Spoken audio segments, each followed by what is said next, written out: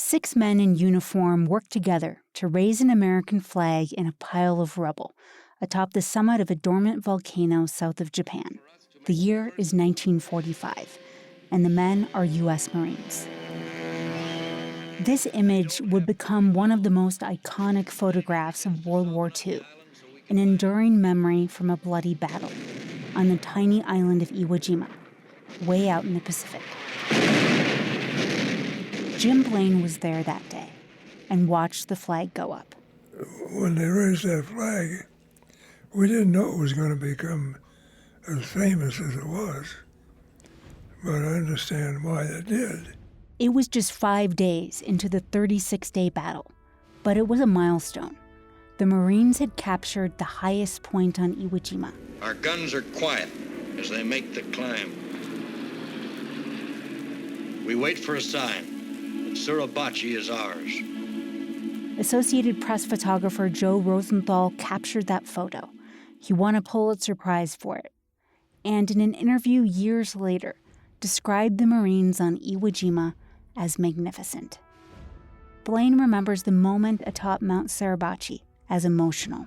Some of the guys went into tears, and I got choked up over it myself. It took Blane 50 years to begin to talk about his time in combat. He saw such awful things, and so many of his fellow Marines and friends didn't make it home. But as he prepares to celebrate his 101st birthday this month, just as the U.S. Marine Corps marks its 250th anniversary, the veteran says when it comes to the war and Iwo Jima, he's at last wide open.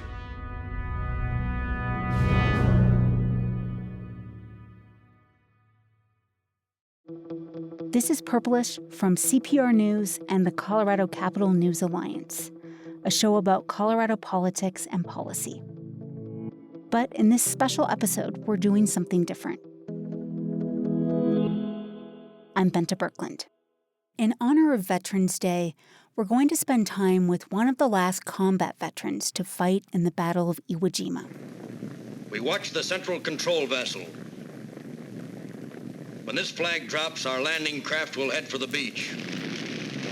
In the final year of World War II, Iwo Jima became a crucial location. The U.S. needed the island for fighter aircraft and bombers it was sending toward Japan. The Marines who landed there had to fight through a bleak landscape. At Iwo, it's nothing but volcanic ash. There's no dirt or anything there, what we call dirt. Jim Blane first stepped foot on the island 80 years ago. Iwo Jima was a critical island because you had to kind of pick out a place where they could build an airfield and make more steps toward Japan. Military leaders thought they'd quickly take the island from the Japanese, but the battle stretched for 36 grueling days and became one of the defining conflicts of the Pacific Campaign. It was the costliest battle in Marine history. Nearly 7,000 Marines were killed, 20,000 more were wounded. The archival sound you'll be hearing throughout this episode is from the actual battle on Iwo Jima, pulled from a U.S. Navy documentary. The Marine Corps was chosen to finish that war, and we did what we were told to do. And we went ahead and finished it up the island. We lost more of our guys, but we did secure the island. The Japanese surrendered. By the time of Iwo Jima, Blane was 20 years old. When the U.S. joined the war, he was still in high school. And he says most people in his hometown of Peoria, Illinois, weren't paying much attention to what was happening on the front lines. It largely felt far away. Well, but they'd pay attention if they had relatives that were drafted, because that's when they had the draft. Blane didn't want to just wait to be drafted, so not long after his 18th birthday, he and 2 friends hitchhiked to Chicago to enlist in the Marines. He was sent to training at Camp Pendleton in Southern California, and then to Hawaii. First time I'd ever been out of the state. I was 18, and, life from there was Marine Corps life. Blane wanted to see action on the battlefield, but that was almost derailed at training camp when a fellow Marine spotted him typing a letter to his parents. He said, well, we now find you a typist. So he got the leader of the camp on the phone and said, John, I found you a typist. Well, from that day on, I did nothing but type. Every doggone thing in the entire camp. For a while, it looked like he might be assigned to an administrative job and spend the war behind a desk.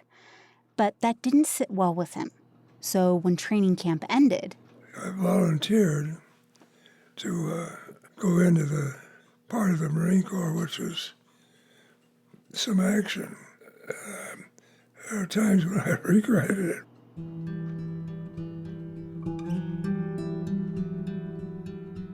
he was sent to the Pacific, the Marshall Islands, then Saipan and Tinian on the Marianas, and then his final assignment that left the biggest mark on his life, Iwo Jima. Our tanks come ashore and grind inland. It was a strategic guard post for Japan in its fight against the Allies. 20,000 Japanese soldiers died trying to hold the island. I did what I had to do, is to try to kill more Japanese people. And my buddies and I did it, whether we liked it or not. Blane recounts a night he was on guard duty to protect American supplies. Some Japanese soldiers sneaked out of the jungle to try to break in. Because they ran out of everything, too. They only brought enough food and water for a 3-day attack. That night, Blane says he killed 3 Japanese soldiers. He also took fire. 1 bullet grazed the top of his helmet. The second bullet, when I stood up, went through my foot, right on through. It wasn't much of an injury, and I could still walk on it. It got worse later on, but I'd never seen a doctor until we had finished taking Iwo Jima. The bullet went through, but it wasn't in your foot anymore. It just went straight through. Straight through my shoe and my... Blane is telling this story in the living room of his apartment in Denver, all these years later. He leans forward in his recliner chair and takes off his shoe and sock to show where the bullet hit. Between the bones, it's a soft part of your foot. Huh. You don't even leave a scar. Yeah, you can't see it now. Sitting with us in the living room is Blane's son, Phil. He's heard the story many times now and says it still amazes him that his father stayed in the field after the injury. Marines are tough, right? It's a toughness thing. You know, you just keep walking, right? So, yeah, I couldn't believe he survived or kept moving after having a bullet through your foot. As tough as it was, you couldn't back off. That's what Marines don't do that. Blane was later awarded a Purple Heart. But back on Iwo Jima, he got a new assignment, body detail. I had to go up and drag bodies out of the volcanic ash. So I'd climb up the ash, go get 2 more bodies, drag them down to where the medical people were. And because I didn't like doing that doggone duty.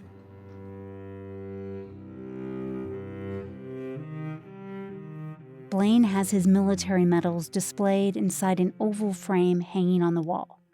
Also hanging nearby is that famous picture of Marines raising the flag on the island. So we were up there and we noticed all the ships down below. So we turned around and looked at it. And while we were looking at it, we saw him move this flag over. Although the Marines had captured Mount Suribachi, there was still much of the island left to take. 3 of the 6 men in the picture did not survive Iwo Jima.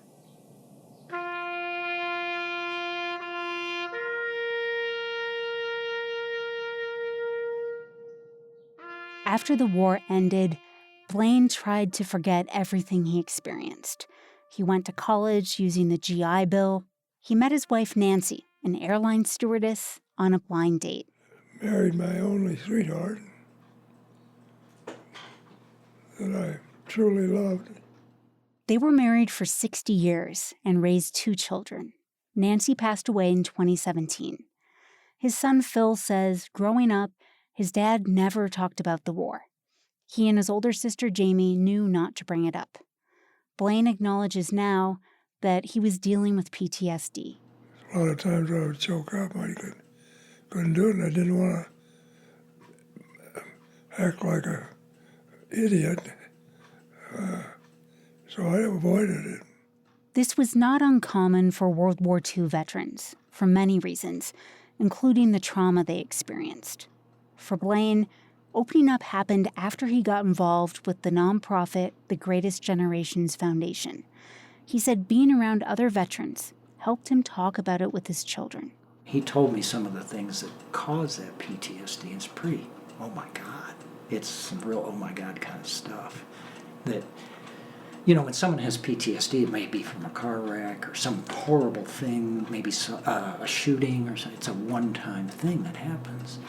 But he saw like 30 or 40 of these shocking kind of things that stick with you forever.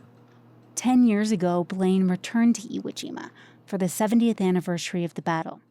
The ceremony brought together Japanese and American veterans. Rising from the inferno of Iwo Jima, our partnership developed in the wake of war and has grown ever stronger in the years since. He's also visited Tokyo and was surprised by the kind of reception he received from the country he'd fought in the war. They treated me very nice. I didn't think they would, but they did, so we traveled. Over the years, Blane kept in touch with a lot of Marines he served with. But each year, there are fewer and fewer. Well, most of them are gone, but who's still living? His son Phil can't think of anyone. Remember Arthur Godfrey? Yes. He was one in your foxhole. You were friends with him for years. And Don Whipple, he was 99, he just died. Eventually, there won't be anyone left to tell firsthand what happened on Iwo Jima. Instead, it'll just be preserved in places like museums and history books.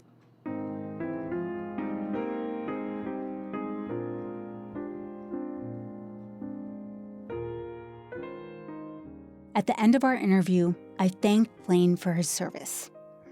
But he was quick to correct me. Supposed to say, thank you for my freedom. Say that. Thank you for my freedom. There it is. That's it for this episode. Purplish is a production of member-supported Colorado Public Radio and the Colorado Capital News Alliance. The CCNA is a collaboration between KUNC News, Colorado Public Radio, Rocky Mountain PBS, and the Colorado Sun, with support from news outlets throughout the state. Funding for the Alliance is provided in part by the Corporation for Public Broadcasting. I'm Bente Birkeland. Our producer is Stephanie Wolf, and our editor is Megan Verlee. Sound design and engineering by Shane Rumsey, with support from Stephanie Wolf and Megan Verlee. Our theme music is by Brad Turner. CPR's executive producer of podcasting is Rachel Estabrook. Special thanks to the National World War II Museum in New Orleans for assisting with archival sound used in this episode. Purplish will be back in your feeds in a little more than a week when we jump into the great redistricting debate, which has made its way to Colorado. Subscribe now so you don't miss an episode.